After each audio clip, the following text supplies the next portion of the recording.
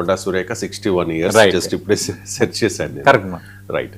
ఇక mood of the nation survey మళ్ళీ ఎన్డీఏకే పట్టం అని చెప్పి ఆ సర్వే చెబుతోంది. కానీ ఎన్డీఏ బలం ఈసారి కాస్త తగ్గుతుంది. అలాగే కాంగ్రెస్ ఇండియా కూటమి బలం పెరిగే అవకాశం అయితే ఇక్కడ స్పష్టంగా కనిపిస్తోంది. ఈ మూడ్ ఆఫ్ ద నేషన్ సర్వేలో ఇంకా చాలా అంశాలను వాళ్ళు ప్రస్తావించారు. ముఖ్యంగా ఈ తమిళనాడుకి సంబంధించి విజయ్ ఆదరణ పెరుగుతోంది అన్నట్టు కూడా మెన్షన్ చేశారు. ఇంకా ఏముంది ఆ సర్వేలో అంటే ఇక్కడ సర్వే చాలా ఇంట్రెస్టింగ్ గాను ఉంది. Mood of the nation survey India today C voter నిర్వహించారు. అయితే ఈ సర్వేలో కొన్ని ఆసక్తికరమైన అంశాలు జూలై 1 నుంచి ఆగస్టు 25 వరకు 25,184 మంది అభిప్రాయాలు తీసుకున్నారు. ఈ mood of the survey nation ఫలితాలు మనం ఇప్పుడు స్పెసిఫిక్గా చూస్తే ఎన్డీఏ మెజార్టీకి ఎలాంటి ముప్పు లేకపోయినా ఆ సర్వేతో పోలిస్తే ఈ కూటమి బలం గణనీయంగా తగ్గిందనేది ఇప్పుడు ఎర్మార్క్ అవుతుంది. స్పెసిఫిక్గా చూస్తే ఇప్పటికిప్పుడు ఎన్నికలు జరిగితే ఎన్డీఏ సేఫ్ జోన్లోనే ఉంది. 326 సీట్లు. యాక్చువల్గా మ్యాజిక్ ఫిగర్ 272. అంటే మనం చూసుకున్నప్పుడు 28 ప్లస్ 26, 28 ప్లస్ 20 48, 48 6 54. అంటే సాధారణ మెజార్టీ అంటే మ్యాజిక్ ఫిగర్ కంటే 54 సీట్లు అదనంగా దక్కించుకునే స్థాయిలో ఎన్డీఏ ఉంది. అంటే సేఫ్ జోన్లో ఉందన్నది దీని అర్థం. అయితే పూర్తిగా సేఫ్ జోన్లో ఉందా, ఇంకా 2 సంవత్సరాల 9-8 నెలలు ఇంకా ఉంది ఇక్కడ మూడోసారి వచ్చిన ఎన్డీఏ ప్రభుత్వానికి గడువు. ఇలాంటి పరిస్థితుల్లో ఇప్పుడు mood of the nation survey జరపటం అనేది ఇప్పుడు ఎన్డీఏకి వచ్చిన ఈ పాజిటివ్ రిజల్ట్ అనేది మరి అప్పటి వరకు ఉంటుందా లేదనేది చూడాలి. కానీ ఈ మధ్య కాలంలోనే ఎన్డీఏపై కొంత ప్రతికూలత పెరిగింది.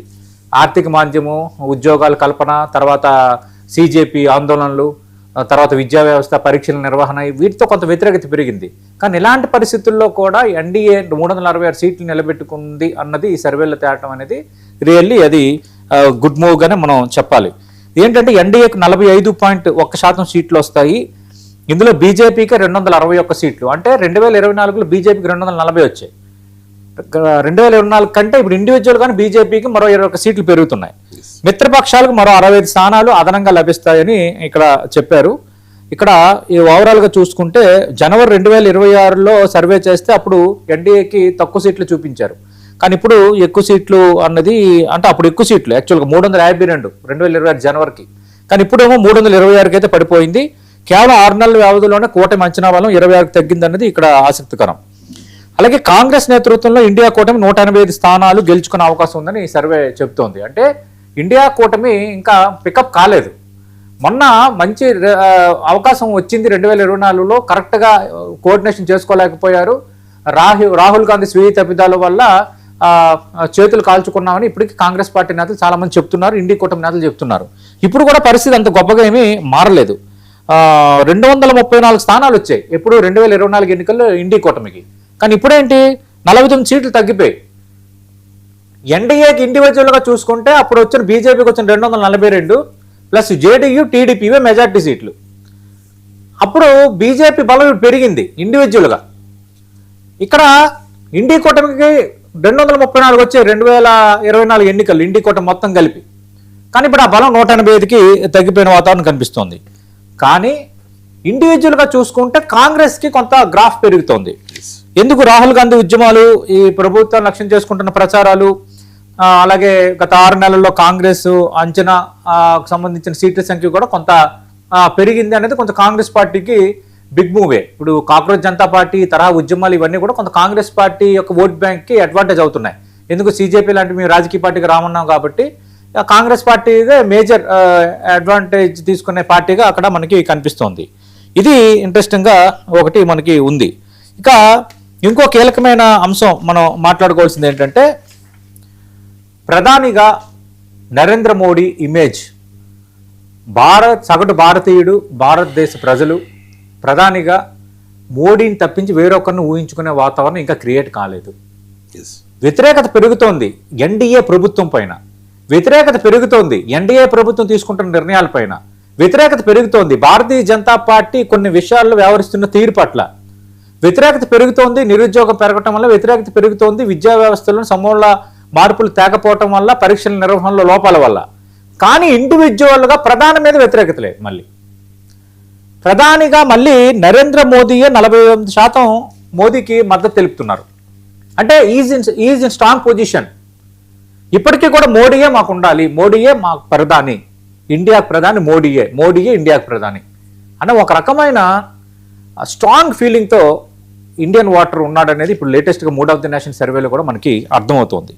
ఆటోమేటిక్గా రెండో ప్లేస్లో రాహుల్ గాంధీ ఉన్నారు, బట్ ఆయనకి 27% మద్దతు మాత్రమే ఉంది. కానీ ఇక్కడ ఇంకో ట్విస్ట్ ఏంటి అంటే రవి గారు,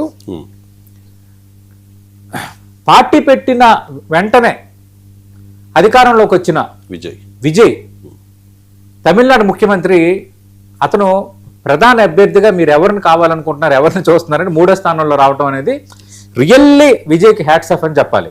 అంటే విజయ్ ఇంపాక్ట్, విజయం ఇంపాక్ట్, విజయం తీసుకొచ్చిన డైమెన్షన్, విజయం తీసుకొచ్చిన డైనమిక్స్, విజయం తీసుకొచ్చిన ఫినామినాస్ అంతగా జనంలోకి ఇన్సెట్ అయిపోయాయి. అంటే ఎందుకంటే ఆయన పార్టీలకు భిన్నంగా, ద్రవిడ పాలిటిక్స్ భిన్నంగా వచ్చాడు, మిగతా రాజకీయ పార్టీలు పాలనలకు భిన్నంగా వెళ్తున్నాడు. అంటే ఆ భిన్నత్వం ఏదైతే ఉందో, ఆ డిఫరెన్స్ ఏదైతే ఉందో దానిని ప్రజలు తీసుకుంటున్నారు బలంగా, దానిని ప్రజలు ఇష్టపడుతున్నారు అన్నదానికే విజయ్ని ఇప్పుడు 9% మంది ఆయన్ని కూడా ప్రధానంగా చూడాలనుకుంటున్నామని మద్దతు తెలిపారంటే ఇట్స్ రియల్లీ రేపొద్దున్న విజయ్ ఇంపాక్ట్ భారత పాలిటిక్స్లో, ఇండియన్ పాలిటిక్స్లో ఖచ్చితంగా కొంత ఇంపాక్టబుల్గా ఉండబోతున్నాడు అనేది it's a clear cut indication. ఎందుకంటే సౌత్లో చాలా మంది ఉన్నారు కదా, హేమీలు ఉన్నారు కదా, స్టాలిన్ ఉన్నారు, తర్వాత చంద్రబాబు నాయుడు అంటే సీనియర్ పొలిటీషియన్ ముఖ్యమంత్రిగా ఉన్నారు, జగన్మోహన్ రెడ్డి కొన్ని యంగర్ బ్యాచ్గా అనుకుంటే మాజీ సీఎం జగన్మోహన్ రెడ్డి, తర్వాత కేరళ మన కర్ణాటకలో చూస్తే సిద్ధరామయ్య మాజీ ముఖ్యమంత్రి, శివకుమారు, అలాగే కేరళ, ఇలా హేమీలు అందరూ ఉన్నారు కదా. ఇప్పుడు తెలంగాణలో కేసీఆర్ ఉన్నారు, ఇప్పుడు రేవంత్ రెడ్డి లాంటి కేటీఆర్ లాంటి నేతలు, ఇలా అంటే ఎంతమందిలో కూడా విజయ్ని 9% మంది ప్రధాన అభ్యర్థిగా కోరుకున్నారంటే రియల్లీ అది ఒక గుడ్ మూవ్గానే చూడాలి. అంటే విజయం తీసుకొచ్చిన డైనమిక్స్ ఇండియన్ పాలిటిక్స్కి సూచిస్తున్న ఒక కొత్త ఫినామినాస్ అనేవి ప్రజల్లో బలంగా ఇంజెక్ట్ అయ్యాయి అనడానికి it's a clear cut indication. ఇది మాత్రం మనం ఒక ప్లస్గా చూడాలి. అంటే ఎన్డీఏ సేఫ్ జోన్లో ఉంది, ప్రధాన అభ్యర్థిగా అతన్ని కోరుకుంటున్నారు. But at the same time కొంత బలాలు కొన్ని చోట్ల తగ్గుతున్నాయి అనేది ఆసక్తికరం. అయితే ఈ మూడ్ ఆఫ్ ద నేషన్ పై సర్వే నేను ముగించే ముందు మరో ఇంట్రెస్టింగ్ అంశాన్ని నేను చెప్పబోతున్నాను. అదేంటంటే త్వరలో 7 రాష్ట్రాల ఎన్నికలు జరగబోతున్నాయి. ఈ 7 రాష్ట్రాల ఎన్నికలకు సంబంధించి అత్యంత కీలకమైన ఉత్తరప్రదేశ్లో, కీలకమైన ఉత్తరప్రదేశ్లో, ఎందుకంటే ఉత్తరప్రదేశ్ గుండెకాయ, ఇట్స్ హాట్. 80 లోక్సభ స్థానాలు ఉన్న ఉత్తరప్రదేశ్, 400కు పైగా అసెంబ్లీ స్థానాలు ఉన్న ఉత్తరప్రదేశ్లో ఎన్డీఏ బలం తగ్గుతోంది. అది చాలా కీలకమైన పాయింట్. అంటే రేపు పొద్దున్న 7 స్టేట్స్ ఎలక్షన్స్లో యూపీలో కనుక భారతీయ జనతా పార్టీ పట్టు కోల్పోతే ఓవరాల్గా ఇండియాపై కూడా పట్టుకోల్పోయే ప్రమాదం ఉంది. మరి బీజేపీ దీన్ని ఎట్లా ఫేస్ చేయబోతుందో ఆసక్తికరం. మూడ్ ఆఫ్ ది నేషన్ నేను కొంత ఎందుకు తెలిసి యాక్సెప్ట్ చేస్తున్నాను, యూపీలో ఎన్డీఏ బలం తగ్గుతుందని ఈ మధ్య కాలంలో చాలా మంది మాట్లాడుతున్నారు, సర్వేలు వస్తున్నాయి. అలాగే ప్రధానంగా వాళ్ళందరూ క్లియర్ కట్గా చెప్తున్నారు. ఇలాంటి పరిస్థితుల్లో మూడ్ ఆఫ్ ద నేషన్ సర్వేలో కూడా యూపీలో బీజేపీ బలం తగ్గుతుందన్న ఇండికేషన్ అనేది it's alarming to Bharatiya Janata party. మరి భారతీయ జనతా పార్టీ ఎట్లా దీన్ని సెట్ చేసుకుంటుంది అనేది మనం చూడాలి. ఇప్పుడు ఒక బ్రేక్ ఇద్దాం.